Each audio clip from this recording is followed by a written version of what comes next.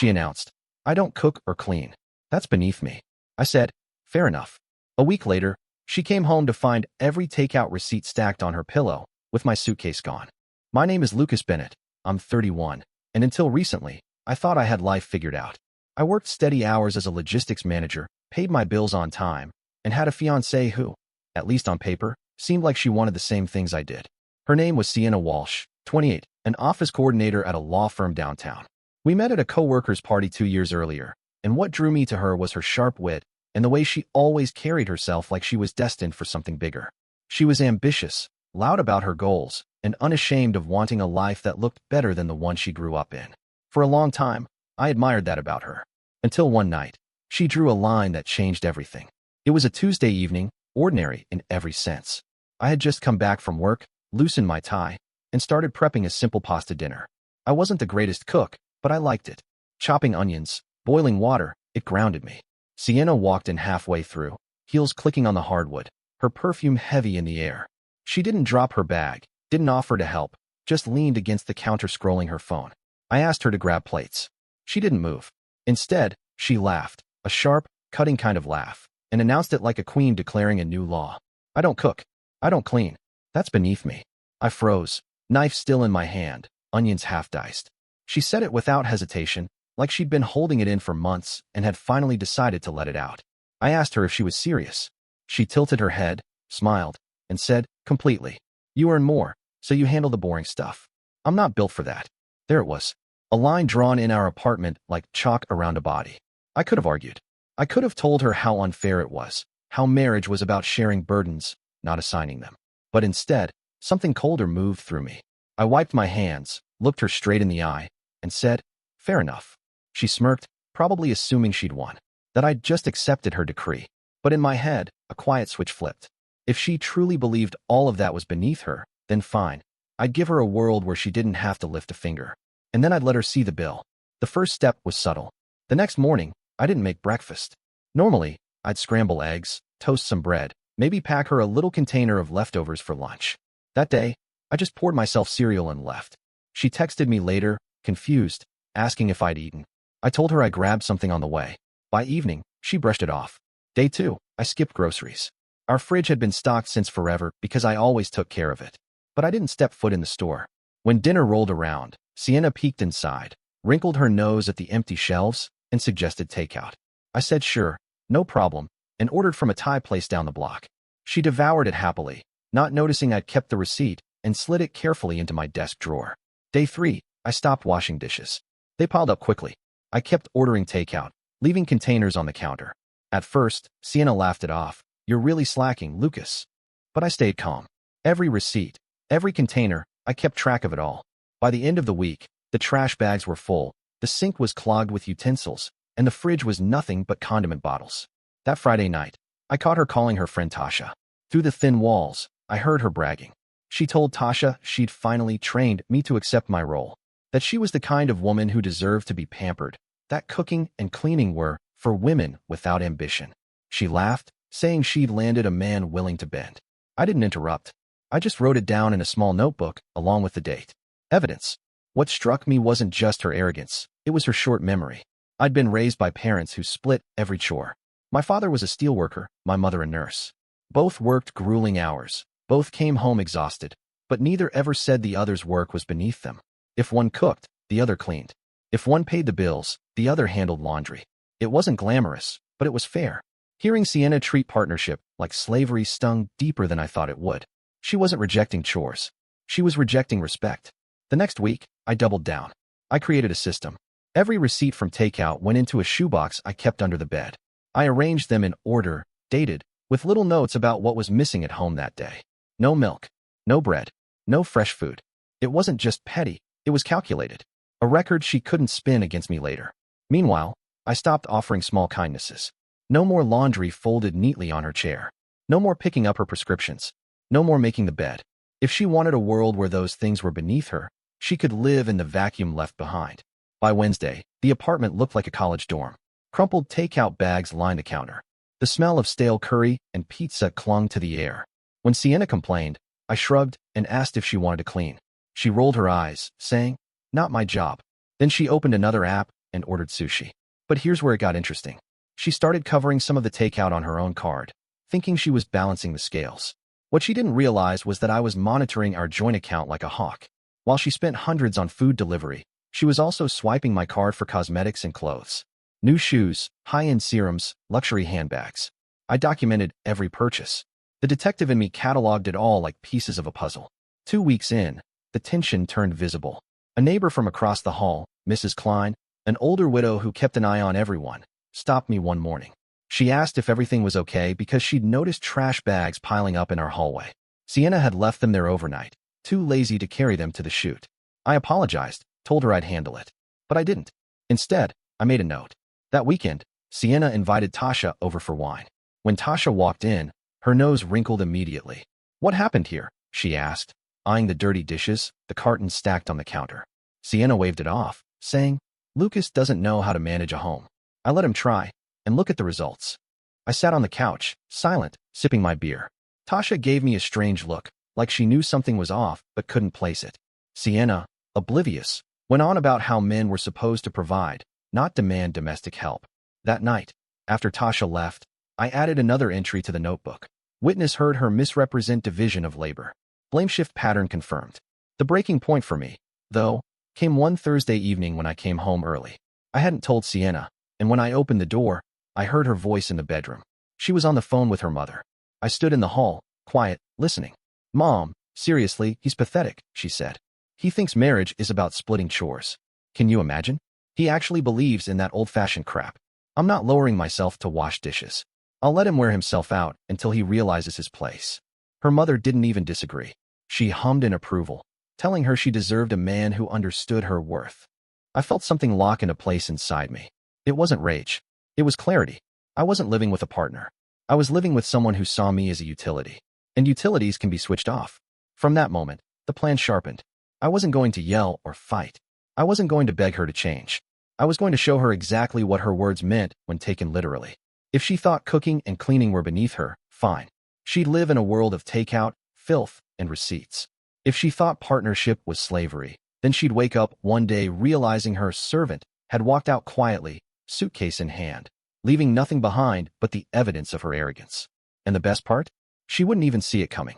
The thing about silence is that it can be louder than any argument. After Sienna's declaration, I stopped pushing back. I didn't scold her, didn't nag her, didn't raise my voice. I just let the apartment speak for itself. And within another 2 weeks, it was screaming. The dishes had migrated from the sink to the counter to a precarious tower on the table. Stains spread like shadows across the carpet where drinks had spilled and never been cleaned. Takeout containers, even after being emptied, stacked themselves higher than the microwave. I knew exactly what I was doing, watching her trip over the consequences of her own decree. Sienna, of course, refused to touch any of it. At first, she acted like it didn't bother her. She'd light a candle to mask the smell or spritz perfume across the couch. But denial only worked so long. Soon the place became impossible to ignore. And when other people started noticing, her pride began to crack. It was Tasha again who opened the first fissure. She came over one Friday night, her hair perfectly curled, clutching a bottle of wine. But the moment she stepped inside, her jaw tightened. "This place smells," she said flatly. Sienna laughed it off, pouring 2 glasses. "Lucas has been in one of his moods. He thinks it's funny to let things go just to see how long I'll last." Tasha frowned at me across the room. She didn't say anything, but her eyes asked questions. I gave her nothing back, just a polite nod. That night, as they drank, Sienna launched into a familiar speech about how she was too ambitious to waste time scrubbing toilets. She bragged that she'd never lower herself. Tasha tried to smile, but I could see the discomfort settling in. She excused herself early. After she left, Sienna muttered something about Tasha being judgmental. She didn't notice me sliding another receipt into the shoebox. What she also didn't notice was how our finances were shifting. I had access to the joint account, of course, and I monitored it daily. I wasn't controlling with money. I just liked to know where it went. And lately, it was going fast. Sienna had always enjoyed shopping, but her spending had spiked.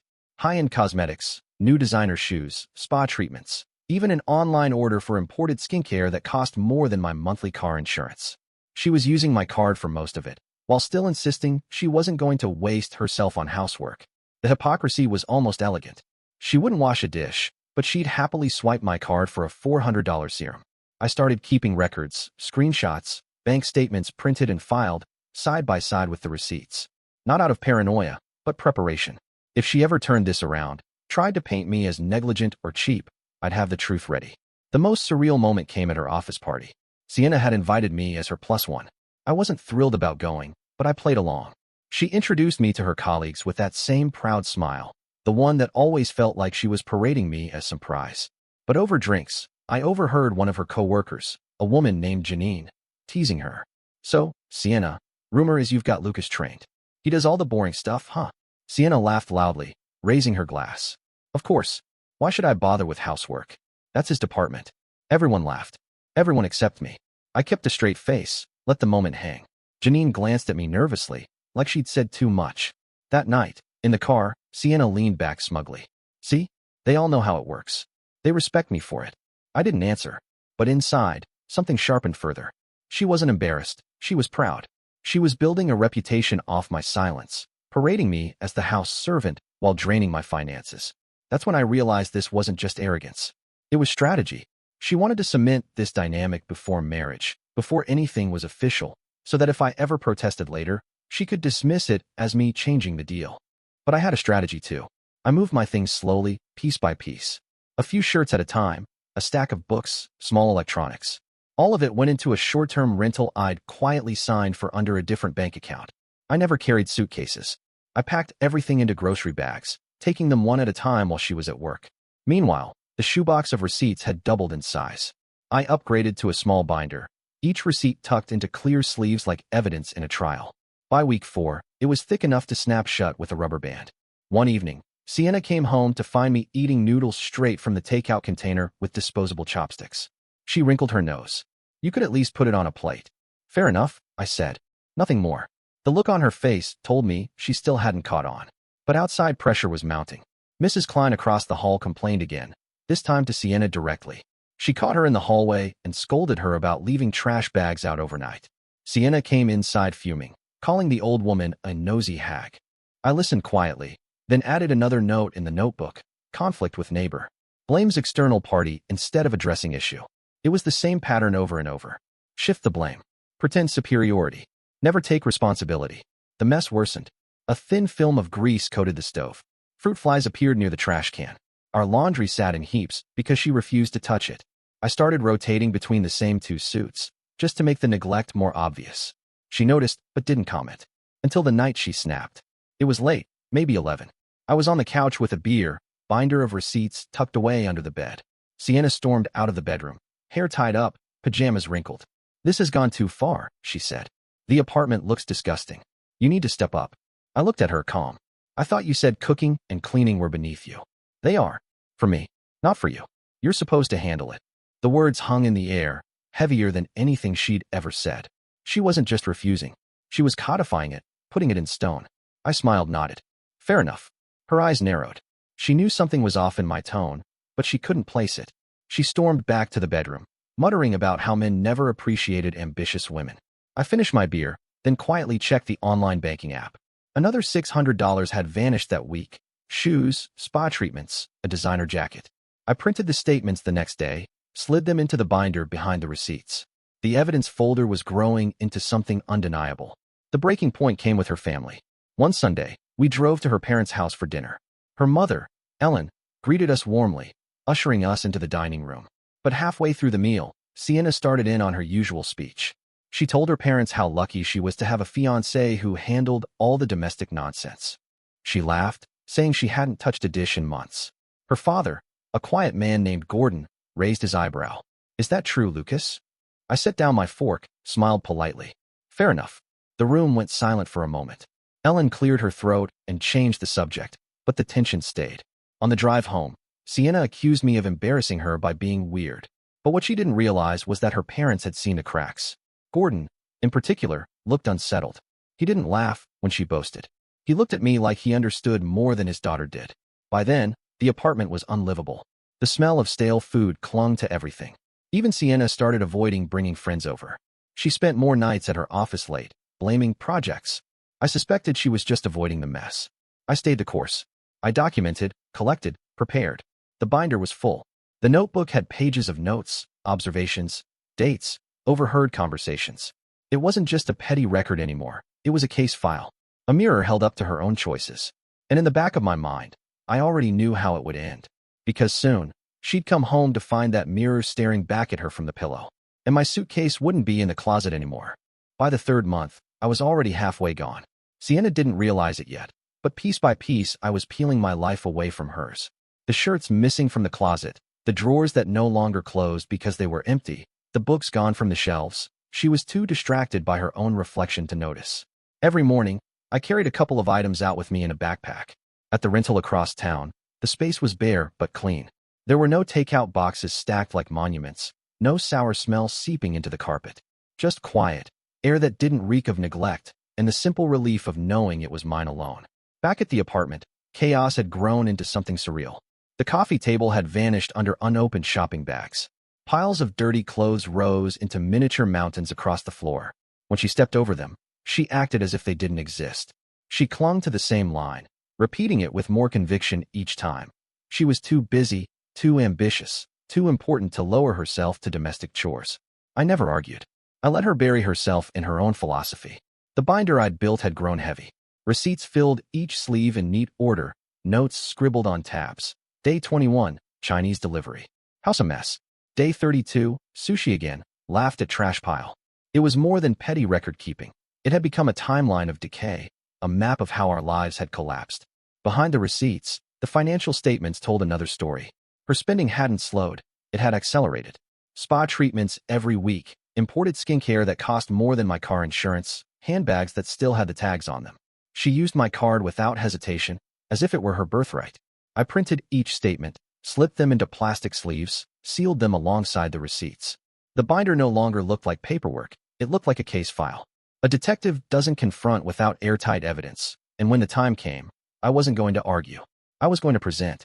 Her friends noticed the cracks before she did. They stopped visiting. Tasha made excuses whenever Sienna tried to invite her over. Even Janine from her office apparently stopped grabbing after-work drinks. Sienna noticed, of course, but in her mind the only explanation was envy.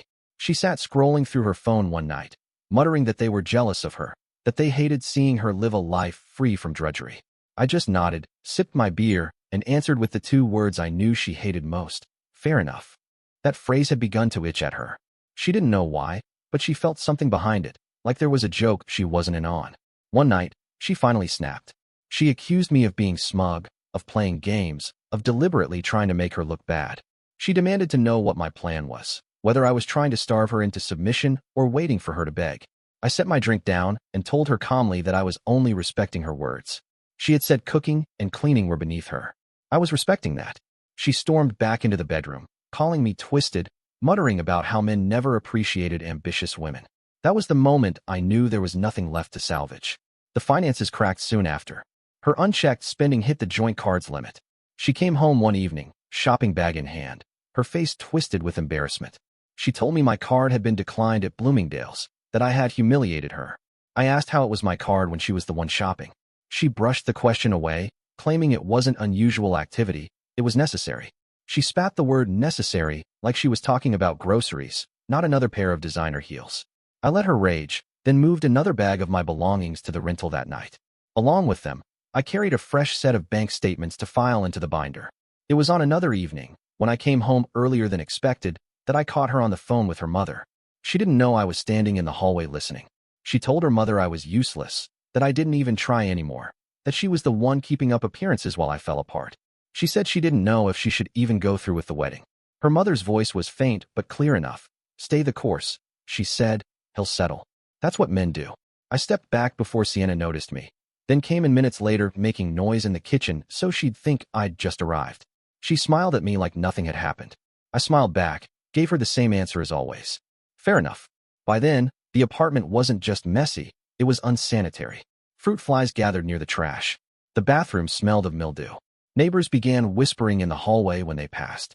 Mrs. Klein threatened to call the landlord if the trash bags kept piling up outside the door. Sienna panicked at that, telling me I needed to do something because the neighbors were making us look bad. I repeated her word back to her. Us. She insisted I was the man of the house and needed to handle it. The irony almost made me laugh. All I said was, fair enough. She shook with frustration, lunged at the stack of receipts from the week, and called me a psycho for hoarding them. She tried to rip them, but I took them back gently and slid them into the binder. For the first time, she went pale. She realized I wasn't just lazy. I was keeping a record, and that record frightened her. Her father was the one who broke through her arrogance. At another family dinner, she couldn't help herself. She launched into the same performance about how she was too valuable to waste her life on chores, how lucky she was that I handled everything. Her father put his fork down and told her to stop. He reminded her that he'd worked 40 years in construction while her mother worked double shifts at the hospital, and neither of them ever thought they were above dishes or laundry. He told her not to embarrass herself. The silence that followed was heavier than anything I could have said. On the way home, she screamed at me for turning her family against her, for poisoning her father. I didn't reply. I just watched the city blur through the windshield, knowing the exit was close. At the rental, my things filled the dresser, the closet, and half the kitchen. All that remained at the apartment were items I no longer cared about. Cheap furniture, old clothes, things I could abandon without a second thought. The binder sat ready, fat with months of receipts and statements. On top of it, I placed a sticky note with the same phrase I'd used for weeks. Fair enough. I pictured the moment she'd walk in and see it. The pile of receipts stacked like a tombstone on her pillow, the note sitting above it, the closet half empty. Her pride colliding with the truth she couldn't spin. But I wasn't content with just leaving. There had to be consequences. I called the landlord first. I informed him I'd be vacating the lease and that it would be transferred to Sienna alone. Then I called the bank and froze the joint account, transferring everything of mine into a separate branch under my name. The cord that tied us together was cut, thread by thread.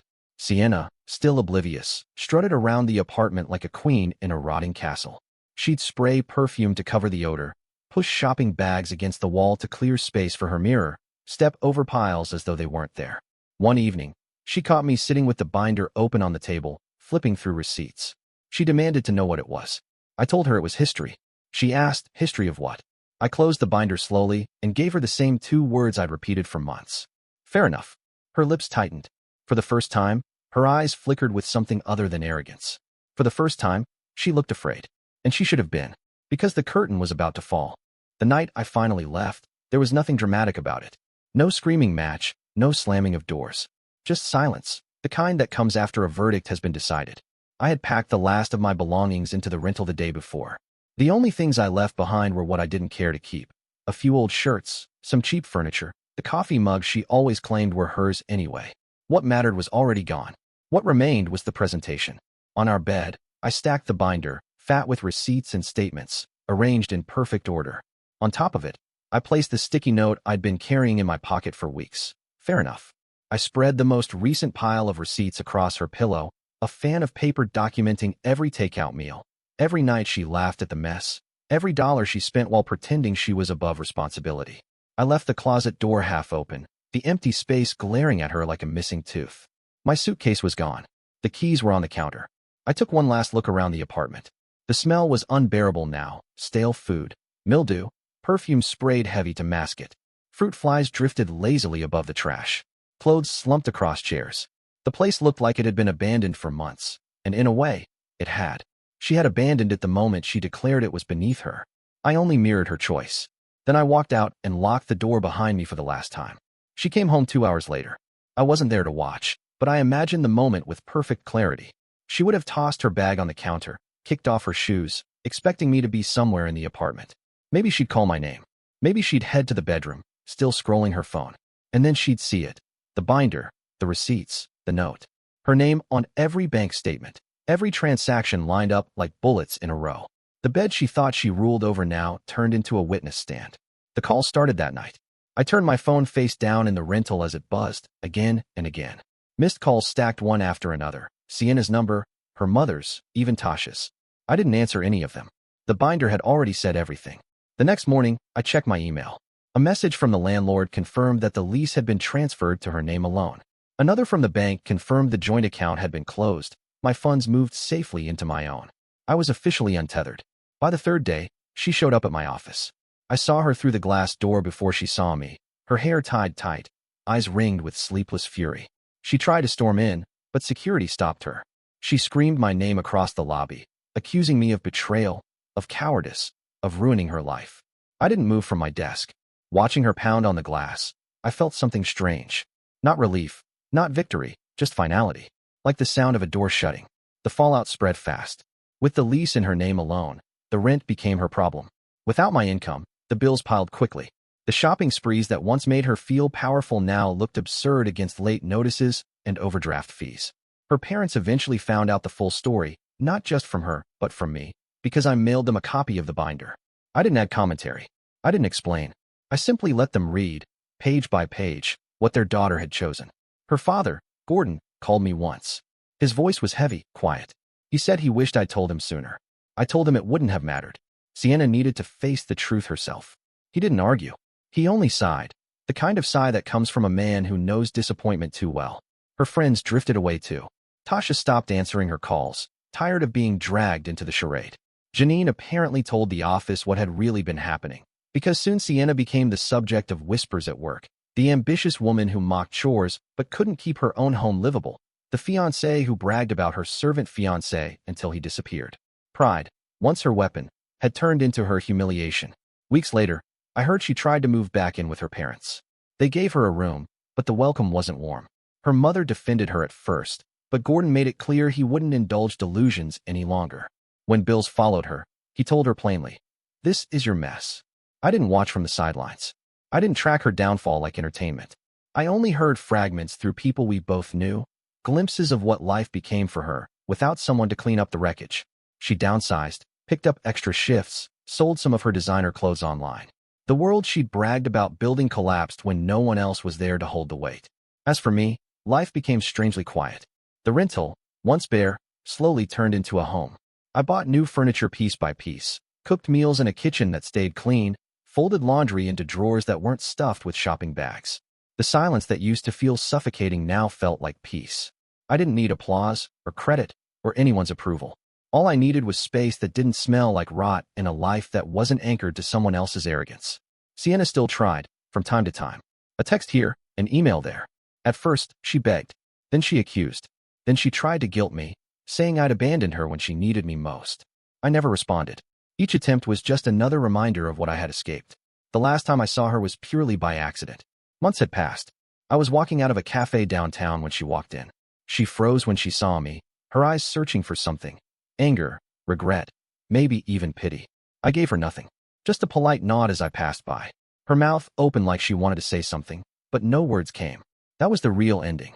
Not the binder, not the receipts, not even the suitcase gone. It was that moment in the cafe, when she realized there was nothing left to pull from me. No reaction, no role, no stage. Just absence. People sometimes ask me if I regret not giving her another chance, not sitting her down and working it out. But there was nothing to work out. She made it clear from the beginning. She didn't cook, she didn't clean, she didn't respect partnership. She wanted a servant, not a spouse. And I had no interest in playing that part. So I left her the evidence of her own arrogance, stacked high on a pillow where she used to rest her head, with two simple words on top. Fair enough. And then I walked into a life that, while quieter, was mine again.